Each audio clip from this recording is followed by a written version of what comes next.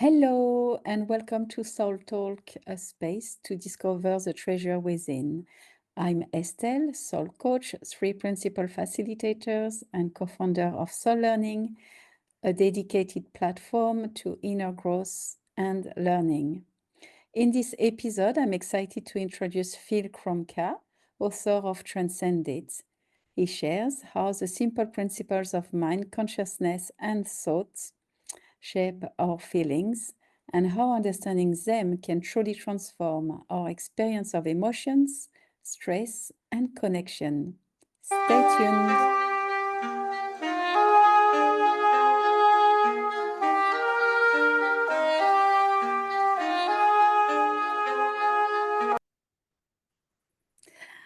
So, is it morning for you? Good morning Barely. to you. You are in the United States, right?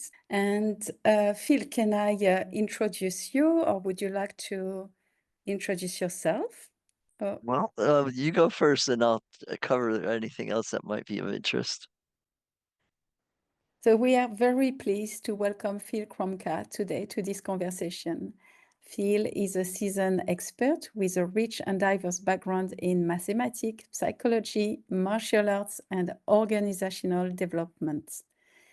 He holds degrees in both theoretical mathematics and psychology, and he is a sixth degree black belt in karate.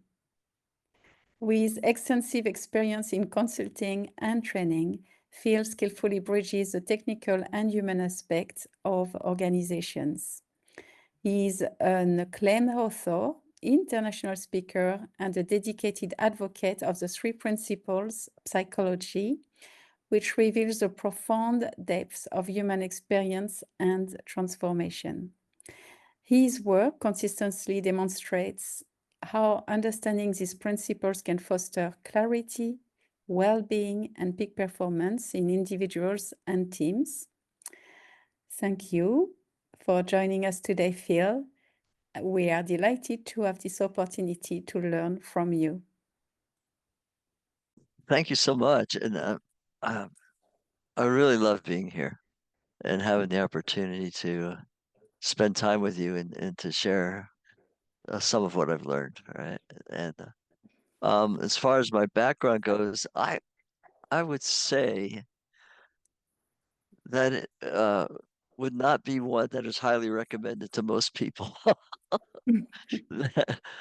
I I have, friends from everywhere, and, if you have a conversation about the life, you'll say, well, you got to plan your life and work your plan. That's a common thing in the United States.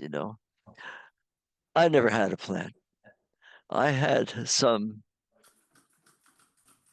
they would call dumb, but I had faith, I guess, that my life would go well. I never questioned, am I doing the right thing? It just felt right. Now I've made some dumb mistakes, but it's not been bad, right? So I've lived a life that I loved, and then on the in the process of it, I've become inspired about a variety of things, Mm, such as mathematics that you talked about, right? And karate in college. Right now, I've gone through 60 years of karate, so that inspiration has held on for a long time. mm, Um, within karate practice, we learned about Zen philosophy and Zen practice, which revealed a deeper level of understanding about life. And then I came across three principles psychology, which knocked me on the ground. It was just so profound. I heard Sid Banks, the first time a friend invited me to see him talk, and he hadn't said like maybe 12 words, and I was going, oh my God, I'm in love with this man. Not in just the words, but in with the depth that he felt, the feeling that he communicated just knocked me for a loop. And I was really taken by what he had to say, and then determined to make that a strong part of my life. And the book we have here is a result of that, and a lot of what I've done since hearing Mr. Banks talk mm. has been based on that as well. I would say I had a life of really good fortune, because I sure didn't work at it. I mean, I did when I got inspired, I worked hard, but I didn't work at figuring out what was going to happen. So my life became an amazingly successful as far as I'm concerned. I'm happy. So that's to me the point of success, right? Yes. So, what is happiness, right? And your work is really deeply rooted in the three principles of mind, consciousness, and thought. And for those who are new to this, could you briefly explain what they are and how they shape our experience of life and emotions? One of the beneficial things of the three principles is that they are able to categorize our experience of life into three categories, three simple categories. Um, Traditionally, psychology has been quite scattered, right? And so many things to look at and address. And three principles say, well, it's not that complicated. There's something we call thought, which gives life a form, you know. Um, Encompassed in thought are our emotions, um, perceptions, um, the way our body responds to things, and also the thought of the structures around us, right? What we perceive. So you might consider thought to be like each frame of film in a movie strip, that goes if you go to the movie theater, you see a frame after frame go by, and that would be the form of the movie. It also has sound, right? And the second principle is a consciousness, and that's like the light of the camera in the movie theater, right? So without the light, it doesn't matter how much film goes by the lens, nothing happens. So in our life, we have consciousness within. It exists as a formless energy within us, and it gives illuminates each what I would call a frame of thought that passes through our heads, right, to create a perception of the world. And the last thing, mind. Um, if we look at the container for everything else, right? It contains thought, it contains consciousness, and it directs, I could say, our understanding. We look into the world through like the lens of our mind, right? And depending on what we understand we've gotten, the life that flows through the consciousness of ourselves illuminates the life and it looks great. Or if we don't understand much, then the lens is dark and narrow. Right? So we act as a kind of intermediary between mind and the perception of life. And so Phil, from your perspective, how the principles of mind, consciousness, and thoughts influence the way we create our feelings and emotional states. You spoke about the principle of thought You just now, and but many people talk about feeling overwhelmed or caught in their emotions. In fact, how would you differentiate between an emotion and a feeling? And what is happening in us when we experience strong emotional reactions? So I would say um, there's a distinction, like as if we live in two worlds or have the opportunity to live in one or the other of two worlds. Like one is the world of form, and the other is the world of our consciousness, right? And the world of consciousness, if we live in that world, we have deeper feelings of peace. Um, Life has a pace to it. We feel love, right? And we feel fulfilled, right? And the thoughts go by our heads or go through our heads, and they're interesting and they may have various facets, but we don't place our ultimate value in the thoughts that are going by. Right? We are grounded in consciousness, and that's the reward of life. Now, people make the mistake of thinking life is supposed to bring them happiness, but that's not the world, right? The consciousness is what brings the warmth to our life.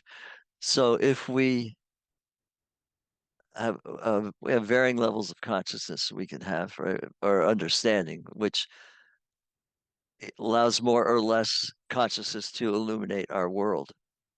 So if our understanding's low, like, and I use examples of mathematics. If you understand how to add, then you're presented a calculus problem, you're in trouble. So the understanding at that point, if you're pressed to find an answer, is like, but I only know how to add, you know. Um, it's very difficult, and the emotions can be distressed because you think getting the answer by means of addition is going to make you happy. Well, it's not. You just don't understand. So, you can forget about that. When you don't have an understanding that's up to the task at hand, uh, what can you do? It's like, well, you can either learn or give up, right? So, the emotions come when we're trying to make life situations provide us happiness, and it doesn't work out that way, or at least it's only a fleeting benefit. Um, so when we're grounded in consciousness, we go, well, I guess I don't understand. I don't have to understand. How long will it take me? I don't know. It's like I got to learn division, multiplication, and so on until I get to calculus, right? And then I'll be able to get the answer, right? But if you're asking me to do it right now, I just can't do it. I'm not up to the task, but I'm willing to learn if that's going to be my job and my path in life. So life presents us many opportunities like that where we're not up to the task, right? And we go, well, there's no point in getting distressed. I just don't understand. I'm willing to understand and find a path forward, but uh, it's no reason to for a crisis, right? I hope that explains it in some way. So, so we were saying that you were talking about awareness and consciousness, and so that one of the keys to healing is awareness. And so, how can someone become more aware of their emotional wounds in their everyday life? And what role does insight play here? Um, I would say the initial important understanding is to understand that we've been born with the peace, love, and happiness we want, right? And that life is not going to, it can deliver things that we think will make us happy, but the source of happiness is already within us. And that our job is to allow that to flow out through us into the world in which we dwell. And that will affect things to greater or lesser extent, depending upon how deeply we understand that. So if So if you mean like cultivating, like practicing compassion or surrendering judgments are not essential. exactly, there's like intermediate stages, but I would say that practices, I don't know that you want to do these practices because it involves willpower, right? And saying, uh, well, I've got to get something that I was already born with. Well, then you don't have to do anything. You're already born with peace, love, and happiness within. So you just created we all created this illusion that somehow Mhm. life is supposed to make us happy, and if we have that orientation, no matter how much we practice positive thinking or, you know, have tactics to deal with the fact that we're not experiencing what we're already born with, right? It's Could we, frustrating. but could we Go ahead. experience compassion and surrounding from a place of um, higher self, right? So Yeah, not yeah, attaching meaning to the experience. And right. I really like that how we share about in the principal community separate realities, Mhm. and we make the distinctions also um, between higher self and lower self, Mm. even though one informs the other, because how would I know I am caught up or not caught up, right? If I didn't have contrast. Well, if you feel distressed, you're caught up. So that's it, and there are Exactly. many forms of distress, like anxiety, depression. There's a diagnostic and statistics manual of mental illness called DSM-5 that outlines, or specifies a whole variety of mental problems, right? And if you have any of them, right, then it's basically rooted in the fact that you expect life to make you happy. And it's not, you're just looking in the wrong area. You're looking for life when we should look in consciousness and let life flow by, right? So, personal example is, I do karate. I've been doing it for 60 years. And up to this point, I've had 4 joints replaced. You know, so if I were thinking the world's going to make me happy, right, joint Mhm. replacement would be a tragedy, right? Yes. Right? Mm. But it's just like, oh well, that's just something I have to do, and deal with it, right? And Yes. people have all sorts of maladies. I mean, life's tough, right? Or it can be, right? And if they attribute misery to the fact that they have, some sort of a malaise, right? Mhm. Then they're going to be miserable anyway, right? And if you Yeah. understand that the source of your happiness is not in the situations of life, it's born into us, then you can look at life from an arm's length and go, well, it's too bad that, I had to have my knee replaced, but, it doesn't affect my happiness. Mhm.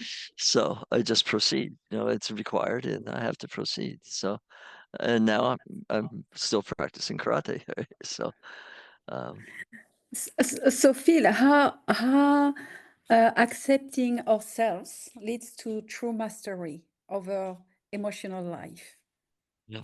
Well, or over that's our emotional life. emotional.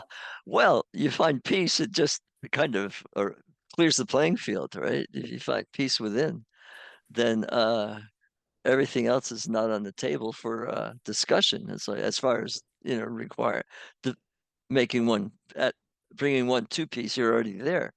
So being at peace, we can take a look at our life situation and be more, I would call circumspect, or be more skillful at addressing the situations in life as they show up, because our mind's not cluttered with all sorts of other distractions, right? It's like, how is this gonna uh, pay the rent? How is this gonna make my wife happy? How is this gonna make my husband happy? Blah, all these different things. Now you can step away and say, okay. And when you look at something, you have from that feeling of peace, you can look at it and it will tell you, or you'll get this kind of sense that making a left turn here is not a good thing. It's oncoming traffic, right? So you just proceed straight ahead. Or you might see, wow, if I follow that idea, this could be really good, right? And so that's inspiration. You get something out of it and it guides you. But being at peace and not expecting life to make you happy. It's like if things fall apart, you just go, well, it seemed like a good idea at the time. Right? But you go, okay, well, it didn't turn out, but now we have a good story. Like I used to rollerblade with friends, right? And we have jokes about when, we went skating somewhere and wrecked, and I had a big scab on my leg from falling down, or somebody fell over and sprained their wrist, but it's a funny story now. It's no big deal, right? So even the worst kind of things become the past shortly, right? And you can look at it from arm's length and go, well, that's just life, right? It doesn't have anything to do with my happiness. Um, Phil, in your view, um, how do people come to identify so strongly with those stories? And what practical steps would you suggest to prevent getting stuck in them? Okay, so people, I think everybody wants to be happy, right? I don't think there's a person on the earth who would say, "No, that's not for me." I really, you know, really kind of like to be kind of bored. uh, But if they fess up, if they confess, they like to be happy. So then, as they go through activities, they're hoping that the activities will lead to happiness, right?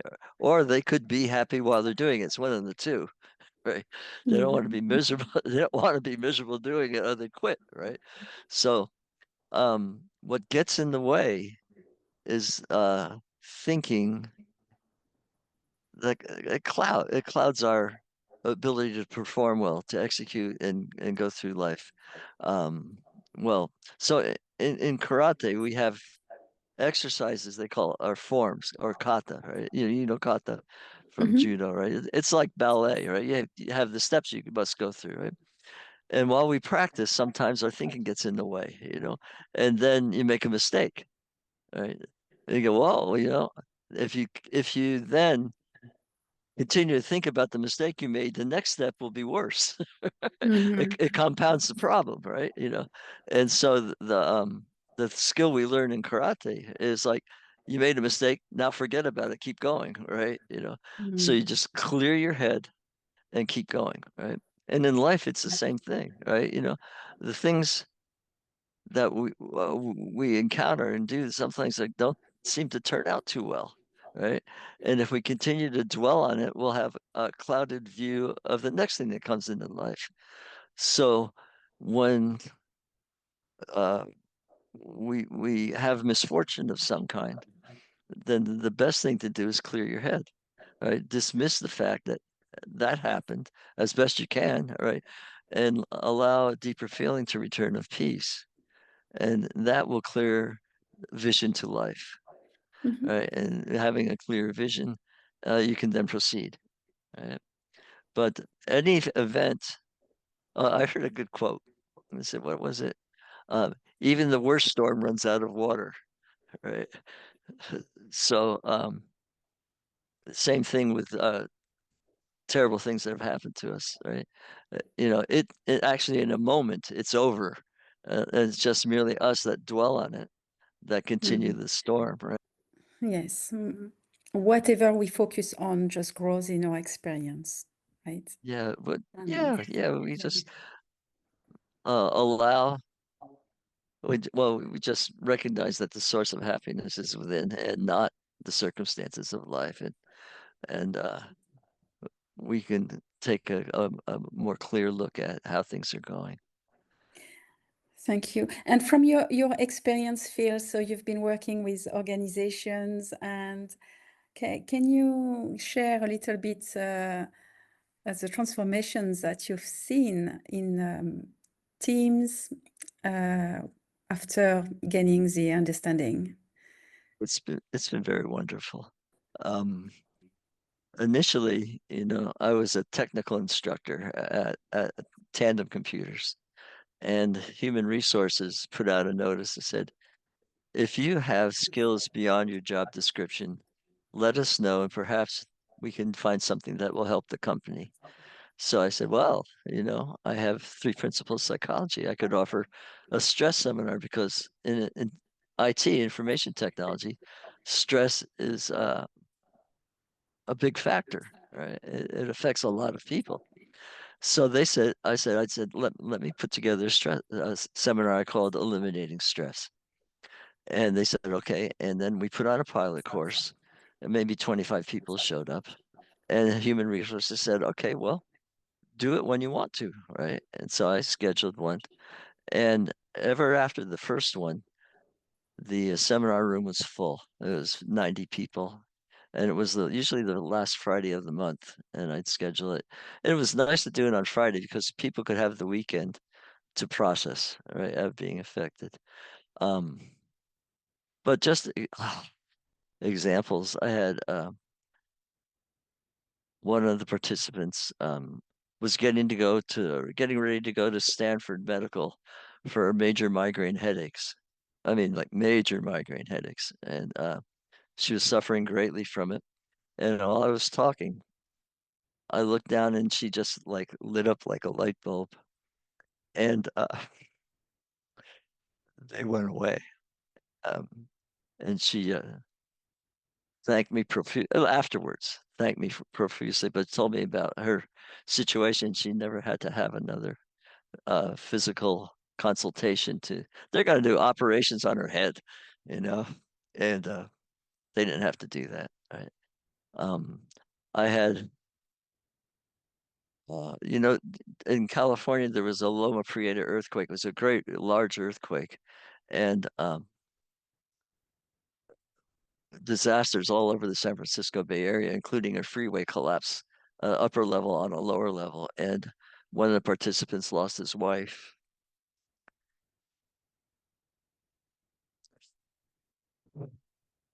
during that time.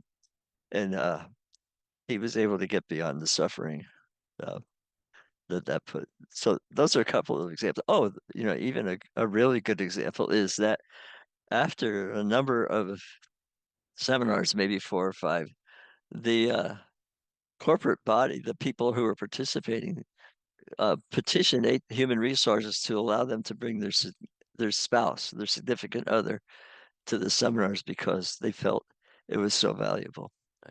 And then human resources got a hold of me because they had a team that was critical. Right, they're developing solid state disk, and they were in disarray. They were struggling. Um, they didn't know if they'd meet their schedule or budget, and the human resources rep asked me to come and do a special seminar uh, for them. So it's a group of maybe 15 engineers, something like that. And I remember when I walked into human resources, I saw the engineering manager talking to an HR rep in a private office, but she was in tears. I did this seminar, Mhm. and it seemed to go quite well. It really did. And then about 4 months later, they called me up and invited me over to their area, and they're at peace. It was just great to walk in.